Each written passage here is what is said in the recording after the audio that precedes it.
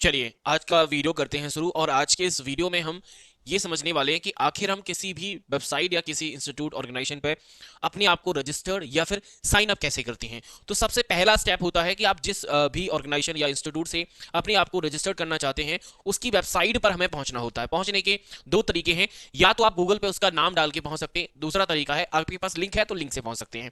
जैसे हमारे यहाँ पर आप लोग कोर्स लेते हैं तो कोर्स में आपको पहले अपने आप को रजिस्टर्ड करना होता है और रजिस्ट्रेशन के लिए आपको गूगल में BSI अकेडमी लिखना है। लिखते ही आपको जो अभी आपके सामने जो वेबसाइट आ रही है इस प्रकार की वेबसाइट आपके सामने आएगी। और इस वेबसाइट में देखो आपको यहां पर साइन अप नजर आ रहा है, या तो आप यहां पे क्लिक कर दीजिए। सेंटर में सबसे बीच में साइन अप आ रहा है। साइन अप का मतलब है कि अपने आप को रजिस्टर्ड करना, ठीक है।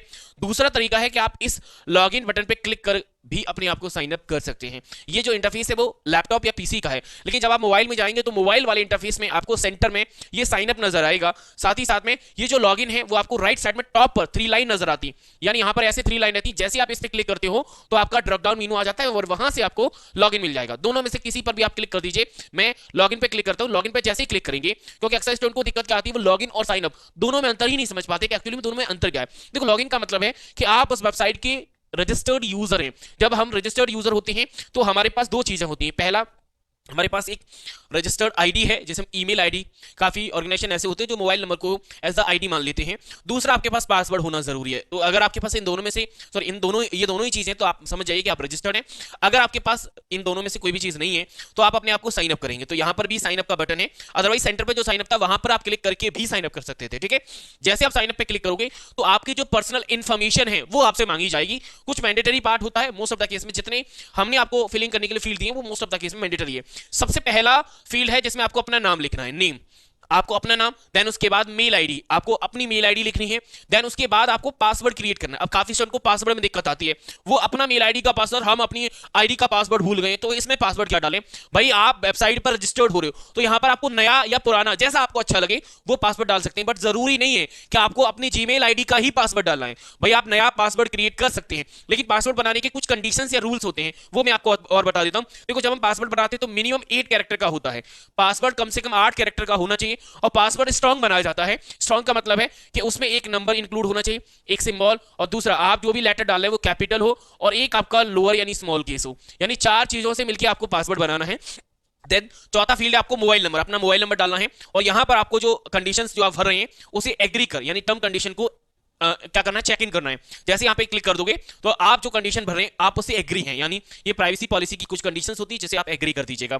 मैंने एक स्टूडेंट को डेमो के तौर पे पासवर्ड वगैरह बनाया है तो वो मैं आपको समझाता हूं। जैसे एक स्टूडेंट है जिसका नाम है गोपाल, तो मैंने उसका नाम लिख दिया गोपाल, ठीक है ना। उसने अपनी मेल आईडी डाल दी, जो भी मेल आईडी है उसकी, तो वो मैंने यहां पे रख दी है। इसके बाद पासवर्ड बनाइए। देखो पासवर्ड बनाने के यहां पे मैंने तरीका बताया था, स्ट्रॉन्ग पासवर्ड बनाना है, कम से कम 8 कैरेक्टर का होना चाहिए। अब देखो यहां पर पासवर्ड बना है गोपाल, गोपाल में जी कैपिटल है, बाकी सारे लेटर स्मॉल है, यानी एक कैपिटल लेटर कम से कम होना चाहिए, एक कम से कम स्मॉल होना चाहिए। एक से ज्यादा हो चलेगा।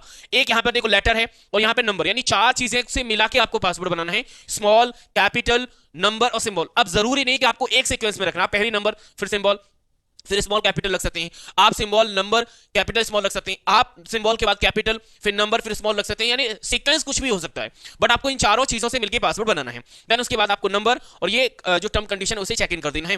फिर आपको क्या करना है, क्रिएट एन अकाउंट। क्या है, क्रिएट एन अकाउंट पे क्लिक कर देना। जैसे आप क्रिएट अकाउंट पे क्लिक करोगे तो आपका जो अकाउंट है वो हो जाएगा क्रिएट, और आपके सामने इस प्रकार का इंटरफेस आ जाएगा। अभी अगर आप ध्यान से देखोगे तो यहां पर राइट साइड में आपको लॉगिन बटन आ रहा था, अब यहां पर आपका माई कोर्स ऑप्शन आ रहा है। अगर मोबाइल में आप ऐसा करें तो मोबाइल में राइट साइड में 3 लाइन आएंगी, वहां से आप देखेंगे तो माई कोर्स का ऑप्शन आएगा, और माई कोर्स के नीचे आपको लॉग आउट का ऑप्शन मिलेगा। देखो लॉग आउट का मतलब है कि आप पहले से लॉगिन है, जब लॉगिन आता है तो इसका मतलब आप लॉगिन नहीं है, ठीक है। तो यहां पे कोर्सेस आएगा। अब जो भी कोर्स आपको वाई करना है उसका नाम यहां पे सर्च कर दीजिए, या फिर वेबसाइट को स्क्रॉल कर लीजिए।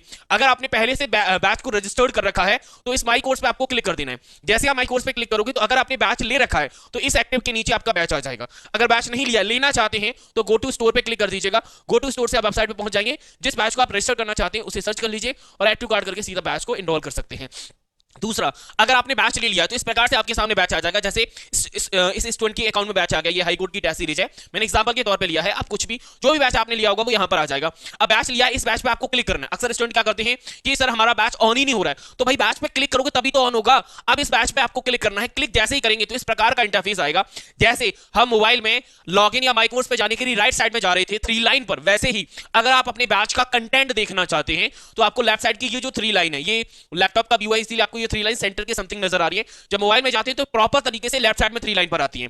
जैसे आप इस पे क्लिक करते हो तो क्लिक करते ही हमारे सामने कुछ इस प्रकार का इंडेक्सिंग नजर आता है और इस इंडेक्सिंग में पूरा कंटेंट हमें व्यू हो जाता है। जैसे इस टेस्ट सीरीज में मैंने जो जो कंटेंट डाला था, सबसे पहले ये जेजे का जो पैटर्न था वो डाला, जेजे के जो मॉक टेस्ट थे वो आपको हेडिंग के तौर पे मिला है, और इसके टेस्ट है, प्रीवियस पेपर सॉल्यूशन है, टॉपिक वाइज टेस्ट है। अब इसमें से जो भी आपको पढ़ना है, जो भी लगे, जैसे आपको मॉक टेस्ट लगाने, तो इस मॉक टेस्ट पे आपको क्लिक करोगे तो इसमें जितने भी मॉक टेस्ट अपलोड होंगे वो आपके सामने प्रेजेंट हो जाएंगे। तो ये तरीका है आपको वेबसाइट पर रजिस्टर्ड अपने आप को लॉग इन और बैच को व्यू करने का। यानी इस वीडियो मैंने आपको सारी चीजें बता दी कि अगर आपके पास आईडी पासवर्ड है तो लॉगिन कैसे करें। लॉगिन के लिए भी तरीका है, जैसे स्टार्टिंग में बताया था, यहां पर अगर आपके पास आईडी पासवर्ड है तो यहां पर आप आईडी डालिए और पासवर्ड डाल दीजिए, लॉगिन कर दीजिए, आपका लॉगिन हो जाएगा। लॉगिन होने के बाद बैच कैसे चलाना है, साइन अप होने के बाद बैच को कैसे ऐड करना है, अगर ऐड है तो कैसे चलाना है, ये सारी चीजें एक सिंगल वीडियो मैंने आपको बता दी। उम्मीद है कि आप समझ पाए होंगे। काफी बार क्या होता है कि हम जब आईडी को अपनी लॉगिन करते हैं तो वेरिफिकेशन मांगता है, तो उसे आप स्किप कर देंगे तो कोई दिक्कत नहीं है। नहीं, आपको अपनी मेल आईडी को वेरीफाई करने की जरूरत नहीं, स्किप कर दीजिए, आपको कोई दिक्कत नहीं आएगी। ठीक है, इसके अलावा कोई डाउट क्वेरी रहे तो कमेंट बॉक्स और जो हमारे कॉन्टैक्ट नंबर है